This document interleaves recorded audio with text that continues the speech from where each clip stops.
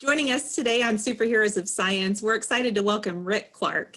Rick is a fifth-generation farmer from Williamsport, Indiana, and he's going to talk to us a little bit about the farming practices that he is currently involved with. So welcome, Rick. Thank you very much. I'm honored to be here. It's always a pleasure to get the story out and just get it in front of more people, and hopefully we can all learn from some of the things we're doing and move forward. I appreciate it. So we're extremely excited about this. It's I would say my department is in a lot of environmental science majors come from my department and stuff, and so it's to find out someone here close, not far from Purdue at all, is doing environmentally conscious efforts, and is really an awesome thing for us. But a fifth generation, it's Yes. wow. Yeah, and I'm very proud of that honor, and we're trying to build a systematic approach to this regenerative farming that will live on for generations to come. And I'm very fortunate. I've got my youngest daughter and her husband on the farm, and they have a almost a 1 year old son now, be my first grandson. So everything everything is good. Everything's life is good. So I'm very blessed, and I'm just tickled to be here today to tell the story. Thank you. Let's I guess Well, let's start Rick, with so go ahead, Sarah. I asked the last question. You can ask this one. Sorry. yeah, no, I'm sorry. I know there's a bit of a delay. I was just going to say, let's tell us about maybe like where you started, right? Right, where you started with the farming. Right. Well, it's it's been a long journey. We have come from the farmers ahead of me in our family have been tillers of the soil, and I often wondered about other ways of doing things, and when that opportunity was given to me, what we did was we really went with no-till was the first thing, no-till soybeans. And once we got comfortable with the no-till soybeans, I'm starting to hear rumblings about this cover crop idea. So I'm like, what is this? So I start researching, and you find out information.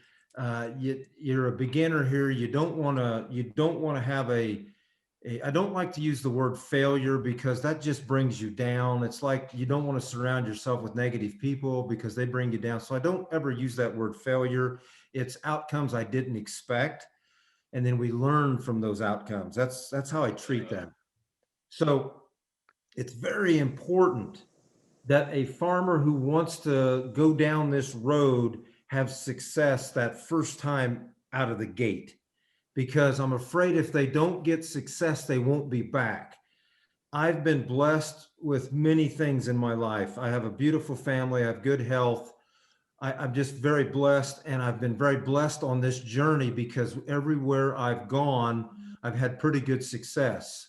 For example, the first cover crop I put out was tillage radish, and tillage radish is a brassica, and it is a species that puts a deep tap root on, and it's got a tuber toward the top of the ground, and it supplies all of those nutrients in that tuber that it's pulled up deep from within the profile, and that species will winter kill.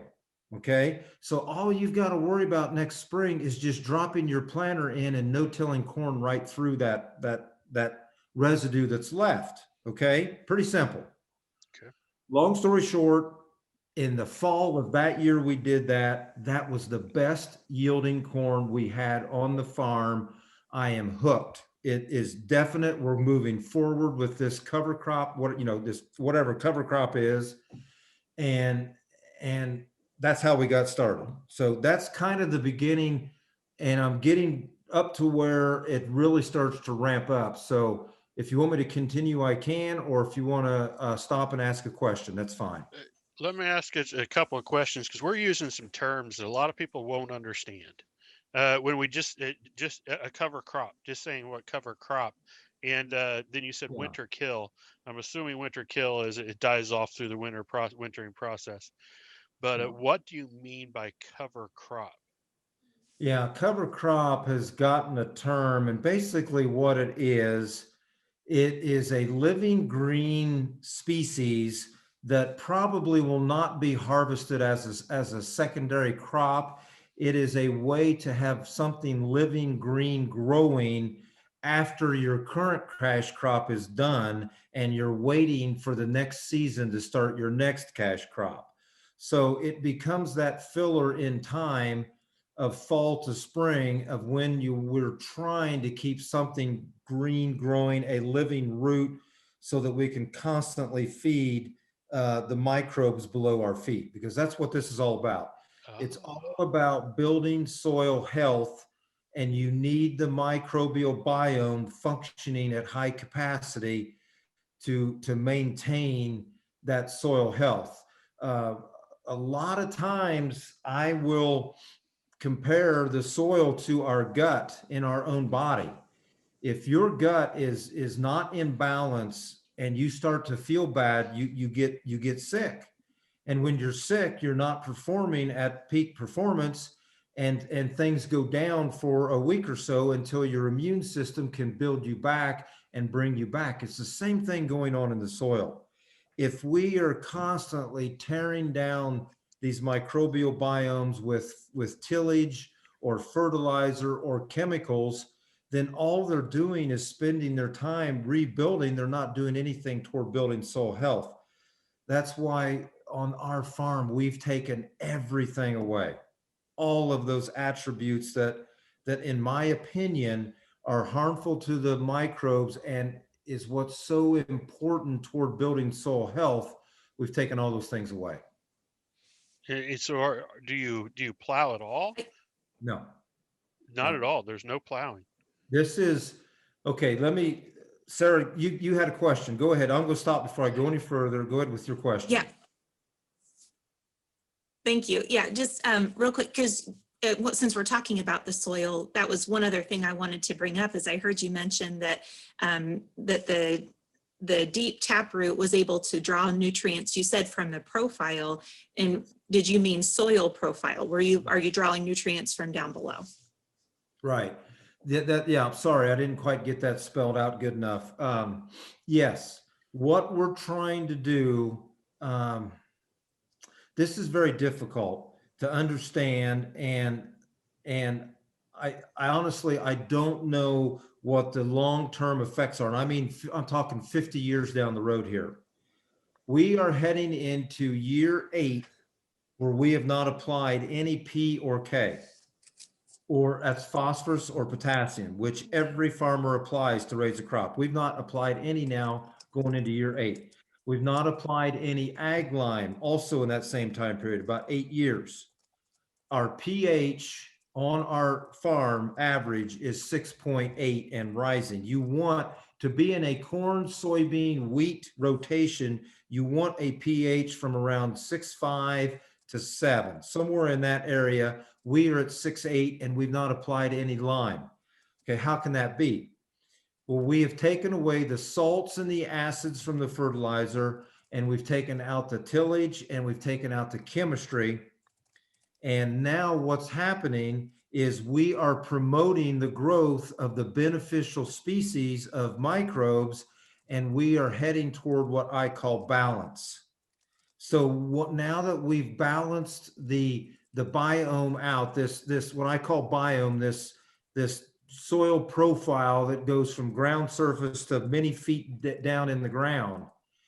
When we get headed toward balance there, then all of these and guys, we don't know what a very small percentage of these are called, because there's so much here. If you were to take a teaspoon and walk out into a field and take a teaspoon and scoop up a teaspoonful of dirt and hold that in front of you, there's more living organisms in that teaspoon than there are people on the planet.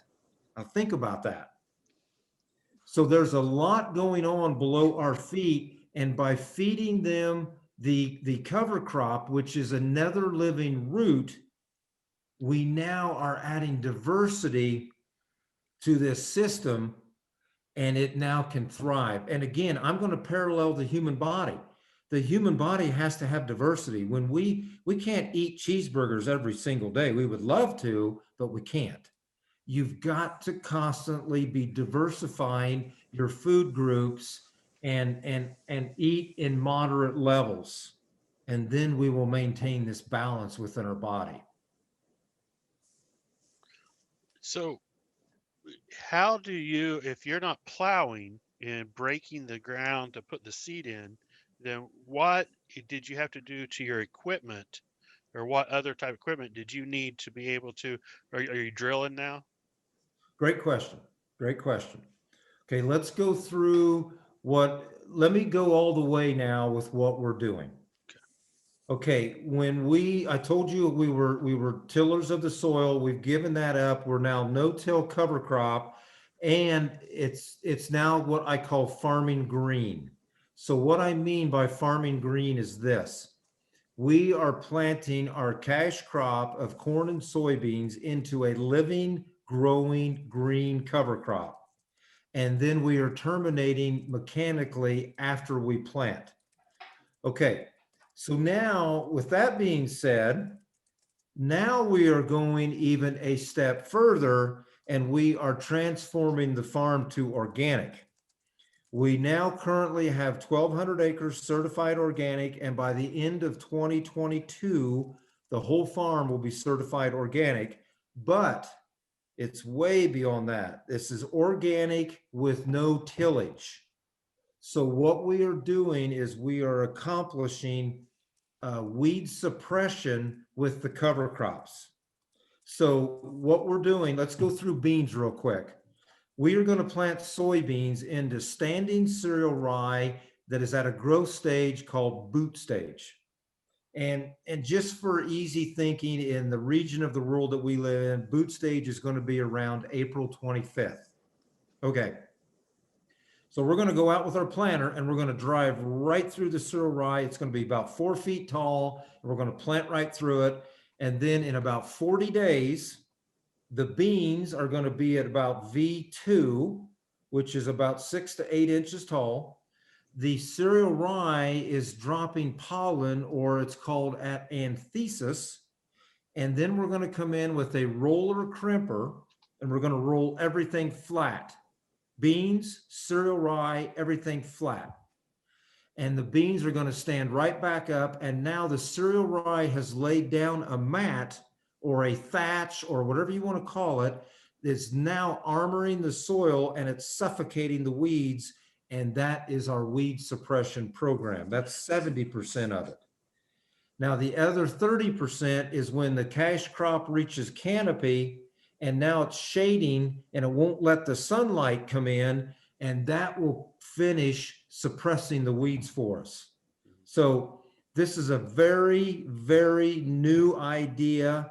I don't know of anybody else in the country even doing what we're doing. Very few people are doing this. If there are people, they're very few. So what we're trying to do is eliminate tillage completely. We have a few oddball pieces of equipment that most farms don't have, but I really don't want to use that equipment because they're like Band-Aids. We have to do a good job of establishing the cover crop in the fall so that we can get success on next year's cash crop. So I know that I spit a lot out right there, but we've come a long way. We've been on this journey for 17 years now. And we have gone all the way from tillage to now no-till organic. And I could not be more proud of that accomplishment because we have taken away everything. Even if it's a product that's approved to put on an organic field, we're not doing it. We are trying to do this by working with a symbiotic relationship with Mother Nature. We're trying to get back to the way it was done 100 years ago or more. And by saying that, We also have cattle in the operation, and we are grazing cattle across acres that we can get fence built and we can get water supplied to them. So that is full circle. We've done everything now, I think, that Mother Nature has intended for us to do. Now, when you flatten out, well, I guess two questions. When you flatten out the crops to get the grasses to lie down, are you concerned, or is there any impact on the compaction of the soil at that point? No, There's very no little, Okay. very hardly any compaction. We are laying down between 8 and 10,000 pounds of biomass. So actually this roller is up on top of all that cereal rye, and it's just like a wave going down. Traditionally, a farmer will alternate their cash crop. And so you'll do corn one year and soybeans the next year. And Right. to my understanding, that I have enough understanding to be dangerous, but to my understanding, that's to prevent propagation of diseases of a particular plant. Yeah, that's It- exactly correct. And that rotation's not good enough for what we're trying to do. You are exactly correct, though. Most of our neighbors are in a 2-crop rotation, corn, soybeans, and so on and so on. We have now got this up to 6 crops, and it's not in any particular order. It's corn, soybeans, wheat, alfalfa, yellow field peas, and cattle. oh, And then I like to say +1, and +1 is what I call regen. Now, this one's hard to get a handle on because this is hard for people to understand this, but let me talk this through. Regen is when you take an acre of land out of production and you do not raise a cash crop, and you now are focusing on a mass cocktail of a cool season package and then a mass warm season cocktail. And I'll explain that in a moment. And then you can get ready to put the cocktail out that you're going to have for next year's cash crop. So when I go to the northern states to talk, like Michigan, Wisconsin, Minnesota, North Dakota, South Dakota, that an excuse I always get is we're too far north, it's too cold, we can't get these to grow. Well, regen gives you that opportunity because you have the whole growing season to get something established. Now let me back up. Cool season, warm season. Okay, a cool season package is going to be something we would have done in the previous fall. So we have to have our plan of what our rotation is going to be. And at this point, I have a spreadsheet I'm into the double letters wide that has a rotation for the whole farm out to 2028. So I already know pretty much what all these fields are going to be in 21, 22, 23, and so on. So when you know there's a regen year coming, you're going to put a cool season package out in the fall, like a clover or a hairy vetch. okay. Then that's going to survive the winter and grow next spring. And then come about June, we're going to put out a warm season cocktail, which is things we typically don't get to do because our cash crops are growing in June. So it's things like sunflower, sun hemp, cowpeas, sorghum Sudan, tillage radish, oats. All of these things are warm season, and they will all those that I just mentioned will all be terminated by the freezing of the winter. It'll kill them. So then by September 1, we're going to put out the cocktail that I want for next year's cash crop, which is going to be more than likely corn. So now we've taken, and we're not doing, I gave you 6 things that were in rotation. So it's not an even percent of, even amount of acres of corn, even amount of acres of beans. And so it's not that. It's a constantly moving target. For example, last year we had 500 acres of regen. This year we're only going to have about 400. Okay, let me finish the thought here and then I'll stop again for questions. The first question is, how in the world can you have a regen acre taking something out of production and getting no income? I don't Okay. have to ask my question now. That was my Okay. I'm gonna talk through it, but now again, you've got to work with me on this. We've got to think differently than we've been thinking. Unfortunately, we always are thinking about this year, this one moment in time snapshot. That's not what we do now. Now what we're doing is we don't look at that region as a zero, because look at all of the soil health that we're building in the process, and we're getting the platform set up to raise a really good corn crop the following year.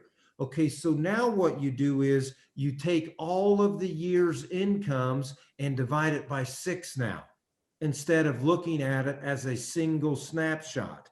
So now when you start to do those kinds of things, it starts to make sense, and it gives you that flexibility to now get a cocktail of cover crop in a field that you otherwise may not have had the opportunity to do so.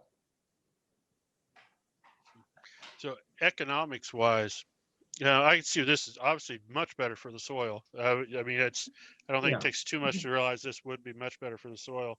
But most of the choices we've made historically have not been for the soil. It's been economics.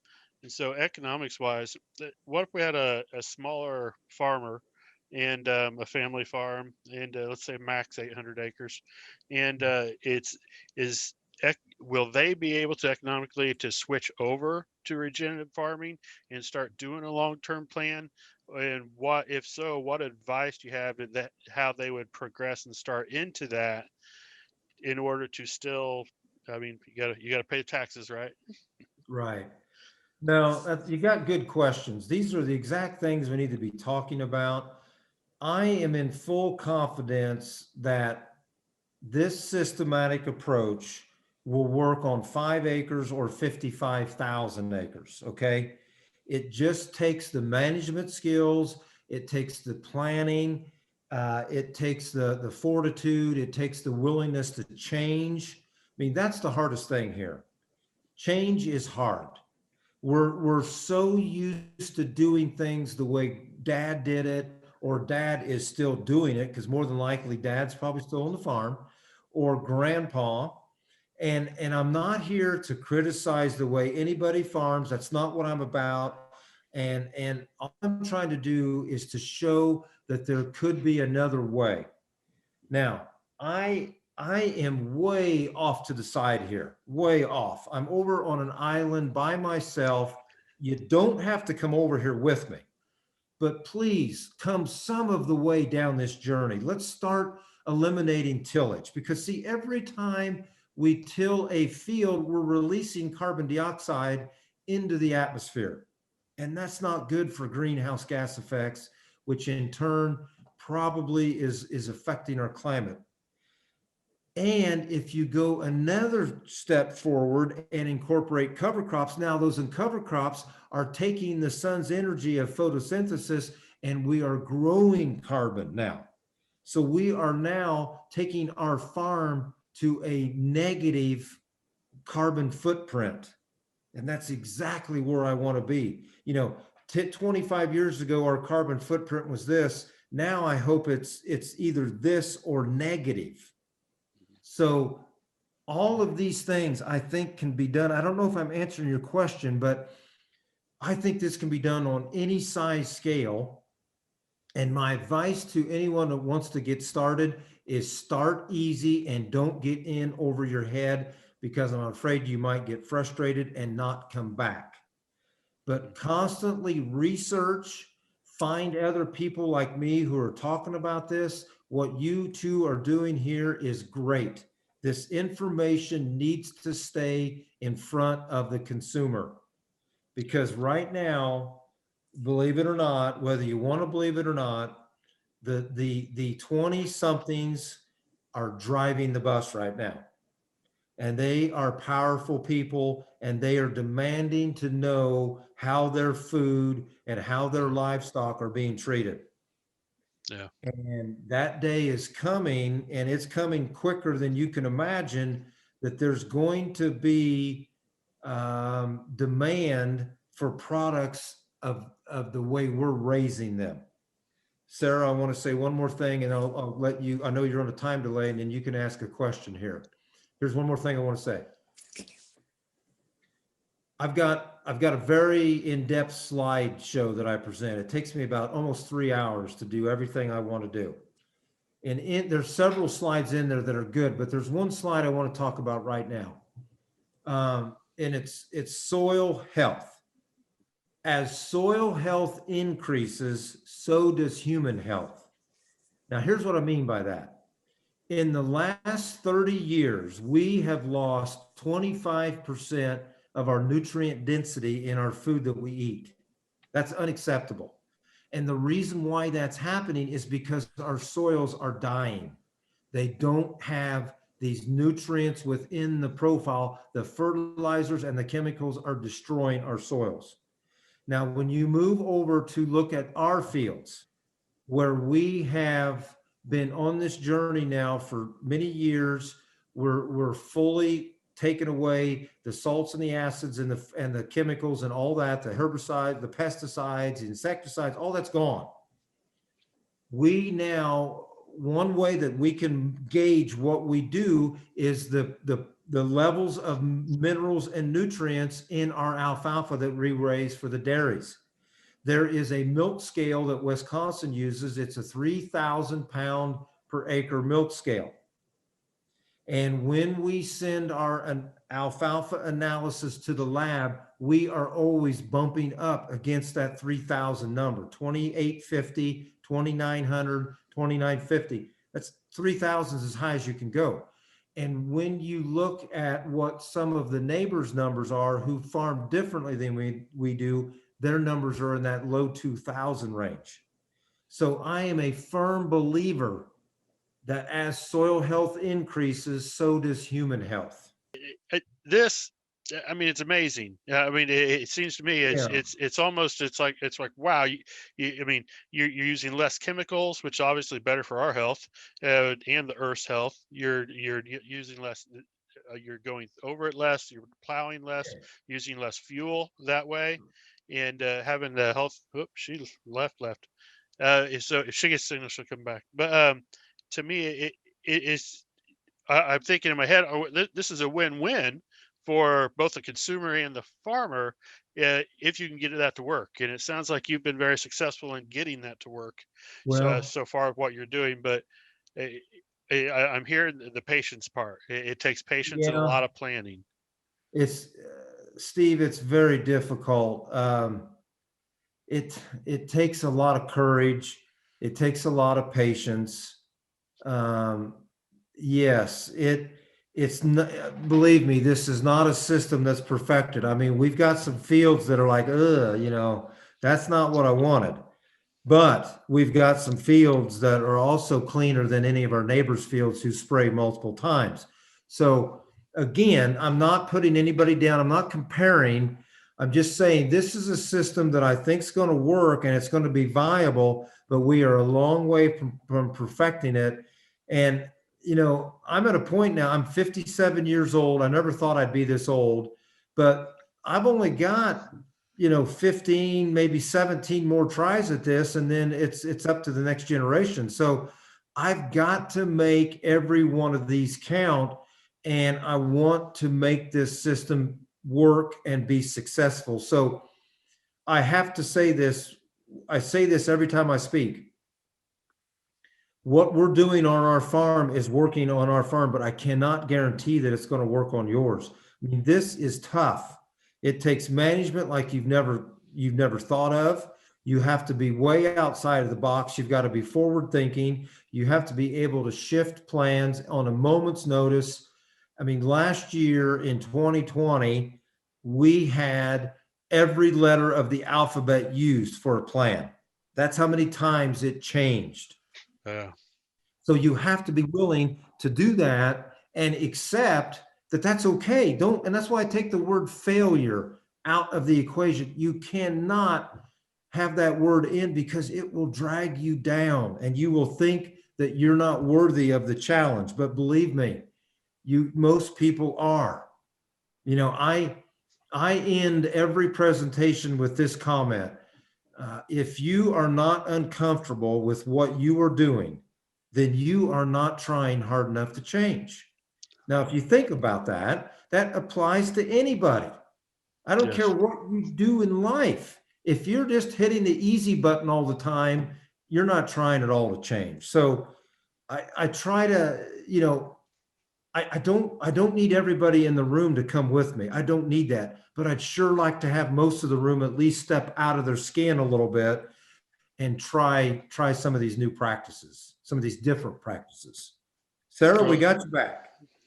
Hey, oh, I'm so sorry. I was just going to say at the beginning that I get now at the beginning why you said that young farmers or really any farmers interested in changing or looking into something like this, that they experience that success at the beginning. Yeah. Because I can see where, you know, you have this whole season, right, for one shot. That's a great point. Yeah, and it's even a little deeper than that, Sarah, because let's just use the example that I would say most family farms are in right now. You have a retired grandfather, you have a father that's within his last 10 years of farming, and you have a son or a daughter or a grandson, or I'm sorry, a daughter-in-law or a son-in-law going to be the next one. Okay.